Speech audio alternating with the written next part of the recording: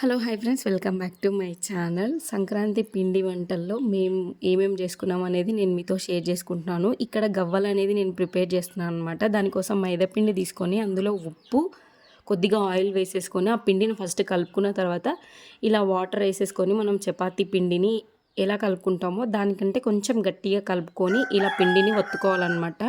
కోడిపుంజు అరుస్తుంది విన్నారా? రేపు ఏసేస్తాం దాన్ని. ఇక్కడ చూసారా ఇలా ముక్కలుగా కట్ చేసుకొని రౌండ్ రౌండ్ బాల్స్‌గా చుట్టుకొని ఇది గవ్వల చెక్క అంటారు. పీట అని కూడా అంటారు. వీటితోని ఇలా పైనుంచి కిందికి ఒత్తేస్తే మనకి గవ్వలు ఈ షేప్‌లో వస్తాయన్నమాట. వీటిని మనం మంచిగా కాల్చుకొని ఇక్కడ ఊర్లో అయితే పొయ్యే పెడతాం కదా! సిటీలో అయితే స్టవ్ ఉంటది. ఇక్కడ అమ్మ వాళ్ళ ఇంటి దగ్గర పొయ్యే ఉంటది. వాటిలో గవ్వలేసేసుకొని కాల్చుకోవాలి. కాల్చుకున్న తర్వాత మనము బెల్లం పాకం బట్టి అందులో కూడా గవ్వలేసేసుకుంటే అవి బెల్లం గవ్వలైతాయి. ఇందులో ఉప్పు, కారము అన్నీ ఏసేసి కలుపుకుంటే కారం గవ్వలైతాయి. ఎలా అయినా చేసుకోవచ్చు. ఈ వీడియో మీకు ఎలా అనిపించింది?